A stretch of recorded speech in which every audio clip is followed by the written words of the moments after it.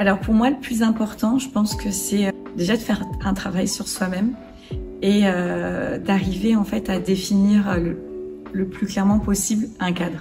Et donc se dire voilà, moi j'ai besoin d'avoir, je sais pas, tel jour, de telle heure à telle heure, du temps libre pour moi, pour ma famille, pour ma vie perso, et d'avoir le cadre professionnel et d'essayer de s'y tenir. C'est pas simple, surtout quand on démarre, parce que du coup, on a tout le temps envie de répondre au téléphone, il y a un mail, il faut qu'on y réponde dans la seconde, on a toujours envie d'être présent à l'école de danse.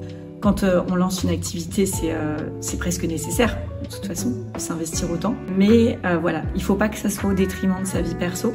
Moi, ce que j'ai mis en place, j'ai mis beaucoup de temps à le mettre en place, mais aujourd'hui, ça fonctionne plutôt bien. Déjà, il y a un téléphone pro, un téléphone perso. Ça, je pense que c'est vraiment la base pour se dire, voilà, une fois que c'est plus l'heure de travailler, le téléphone pro, il est coupé et les élèves n'ont pas forcément accès au téléphone perso et du coup, on n'est pas dérangé. Et les gens peuvent appeler à n'importe quelle heure du jour, de la nuit, des vacances, voilà. Donc si on met pas une limite, ça fonctionne pas. Après, en fait, c'est une forme de lâcher prise, c'est-à-dire à un moment donné, s'autoriser à fermer. C'est-à-dire se dire que là, c'est le soir, ou c'est le week-end, ou c'est mes vacances. L'école de danse va pas mourir parce que je vais pas répondre au téléphone, parce que je vais pas tout de suite répondre aux mails, c'est pas urgent, ça peut attendre.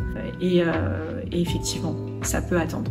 Il n'y a aucune personne, que ce soit un élève ou un nouvel adhérent, qui en réalité, quand il envoie un mail pour demander des infos sur tel cours de danse, il n'y en a aucun qui a une exigence qu'on lui réponde tout de suite à l'instant T. Si on lui répond 48 heures après, c'est très bien.